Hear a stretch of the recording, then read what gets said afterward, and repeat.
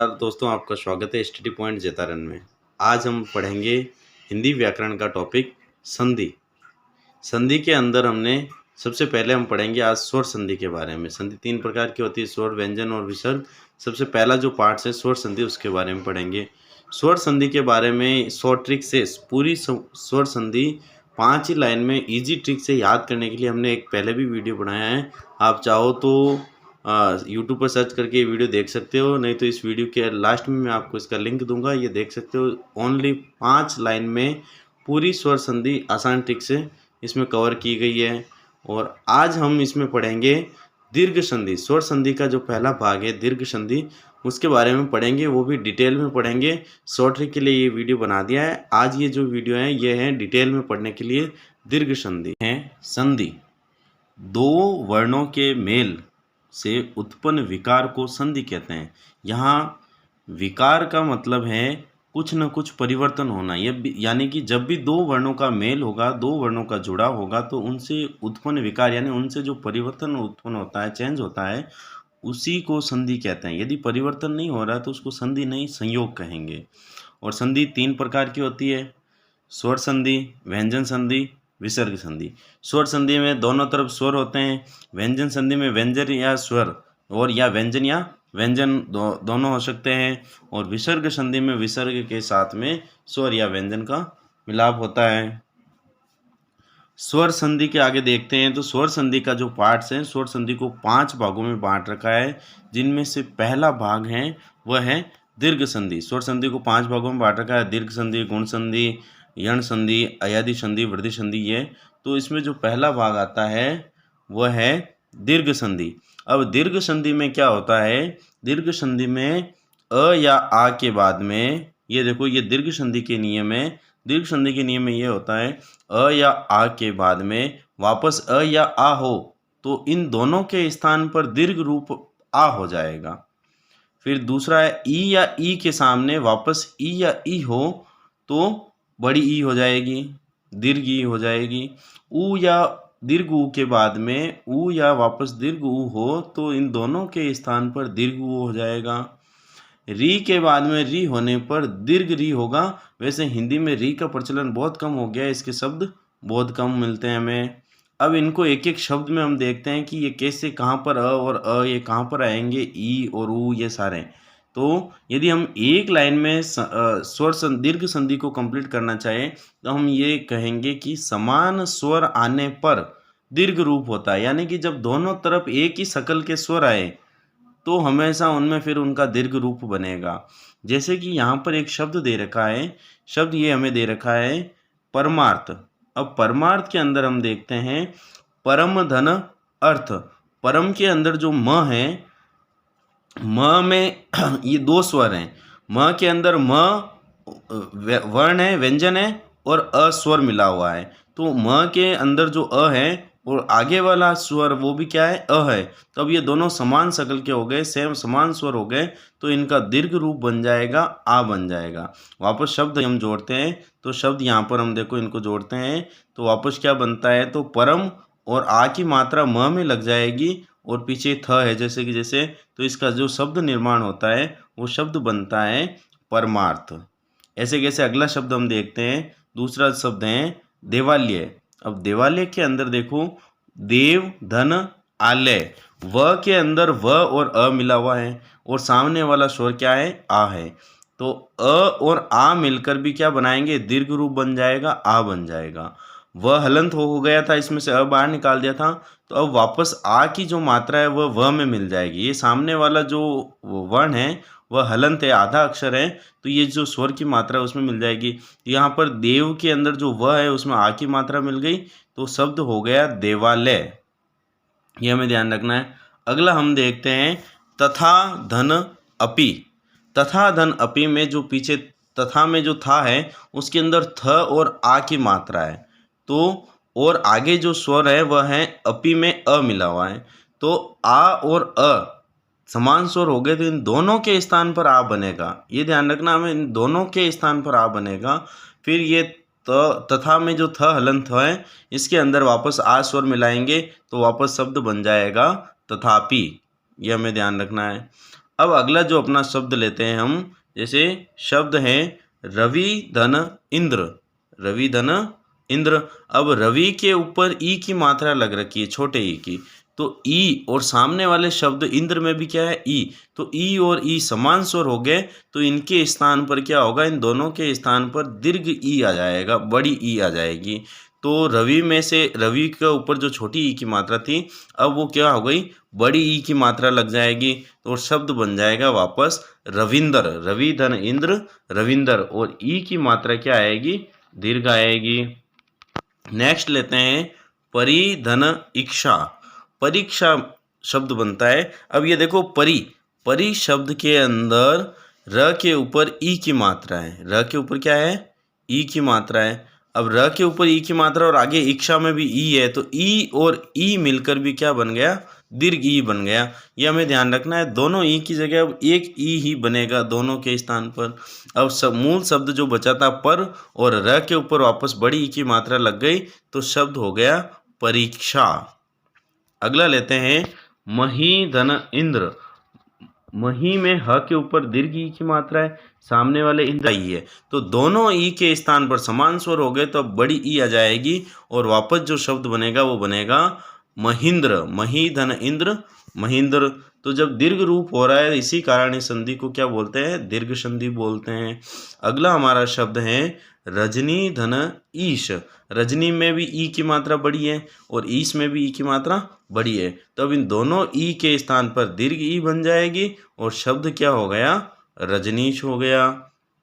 ऐसे कैसे हम देखते हैं ऊ की मात्रा में भी, ऊ की मात्रा में भी यही नियम लगेगा कि जैसे हमारा शब्द है भानु धन उदय है, तो भानु में न के ऊपर ऊ की मात्रा, ये हर्ष स्वर है ऊ, छोटा ऊ है, और सामने वाला भी छोटा ऊ है, तो अब इन दोनों ऊ के स्थान पर एक दीर्घ ऊ आ जाएगा, तो वापस मूल शब्द भान, न में से ऊ पहले बाहर निकाला था, अब वापस दीर्घ ऊ की मात्रा लग जाएगी न पर, और शब्द अपना बन जाएगा भानुदय।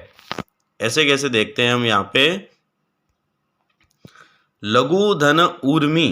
लघु धन उर्मी, लघु में ऊ की मात्रा छोटी है और उर्मी में ऊ की मात्रा बड़ी है, दोनों ऊ के स्थान पर अब सिर्फ एक दीर्घ ऊ हो जाएगा, और मूल शब्द लग है, इसमें ग में से ऊ की मात्रा निकाली थी, अब वापस ग में ऊ की मात्रा लग जाएगी, दीर्घ ऊ की मात्रा लगेगी, और अपना शब्द बन जाएगा लघु उर्मी।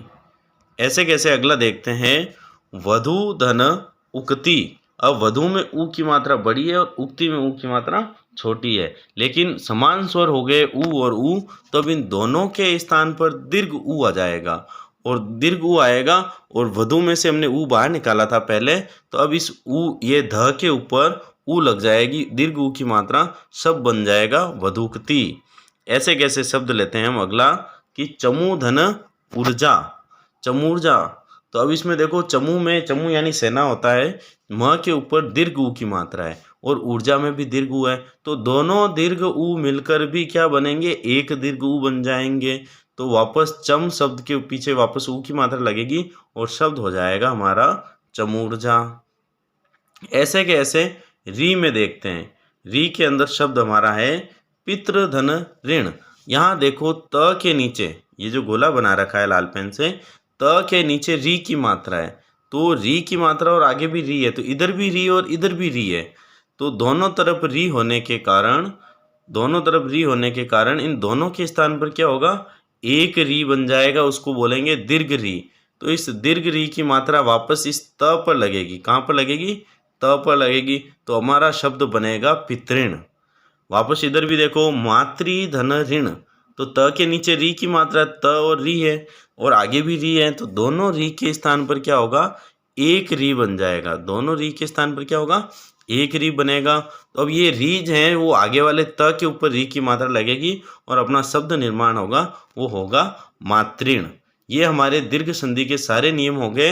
ये दीर्घ संधि को यदि हम एक लाइन में कंप्लीट करना चाहें, तो उसको हम यही कहेंगे कि जब समान स्वर हो, यानी कि संधि होने वाले शब्दों में दोनों स्वर समान हो, सेम एक ही शक्ल के हो, तो उनमें क्या होगा, उनका दीर्घ रूप बन जाएगा।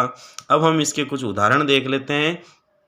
उदाहरण में यहाँ पर दे रखा है, जैसे अक्ष धन अंश, अक्षांश, अधिक धन अंश, अधिकांश, अधिक धन अधिक, अधिकाधिक, अर्ध धन अंश, अर्धांश, आग्नेय धन अस्त्र, आग्नेयास्त्र। यहाँ देखो यह आग्नेयास्त्र में आप देखो इसमें ये आग्नेयास्त्र वाला देखो इसके अंदर दे रखा है आग्नेय में क्या दे रखा है य में अ है और आगे भी अ है, तो शब्द हमारा जो बन रहा है वो बन रहा है आग्नेयास्त्र। अगला हम देखते हैं उत्तर धन अदर्थ, उत्तर धन अदर्थ, तो शब्द हमारा बन रहा है उत्तरार्ध। यहाँ पर क्या हो रहा है, इस र में भी अ है और ये अ दोनों अ मिलकर यहाँ पर क्या बना रहे हैं, आ बना रहे हैं। अगला है उपधन अध्याय, उपाध्याय, कीट धन अणु, कीटाणु, गीत धन अंजलि, गीतांजलि, तीर्थ धन अटन, तीर्थाटन, त्रिपुर धन अरि, त्रिपुरारी, दाव धन अनल, दावानल, नयून धन अधिक, नयूनाधिक, राम धन अयन, रामायण, विकल धन अंग, विकलांग, शत धन आबदी, शताब्दी, हिमधन अंशु, हिमांशु, हिमधन अद्री, हिमाद्री, गर्भधन आशय, गर्भाशय, जनधन आदेश, जनादेश। इसके बाद में हम लेते हैं अन्य धन आश्रित, अन्याश्रित, दीप धन आधार, दीपाधार, भय धन आकुल, भयाकुल, भ्रष्ट धन आचार, भ्रष्टाचार, पंच धन आयत, पंचायत, मरण धन आसन, मरणासन। इसके बाद में हम आगे देखते हैं और उदाहरण इसके। ये दीर्घ संधि में अ और अ के उदाहरण हैं सारे। यु, शतायु, शतधन आयु, शतायु, निशा धन अंत, निशांत, सुधा धन अंशु, सुधांशु, निशा धन आनन, निशानन, हिम धन आगम, हिमागम, वार्ता धन आलाप, वार्तालाप, नयन धन अभिराम, नयनाभिराम, श धन अवधान, सावधान, रतन धन आकार, रत्नाकार, सेना धन अध्यक्ष, सेनाध्यक्ष, विद्या धन अर्थी, विद्यार्थी, युवा धन अवस्था, युवावस्था, मूर धन अरि, मुरारी, मूर यानी राक्षस और अरि यानी दुश्मन, यानी मूर नामक राक्षस के जो दुश्मन थे वो थे मुरारी, प्रधन आरंभ, प्रारंभ, सभाधन अध्यक्ष, सभाध्यक्ष।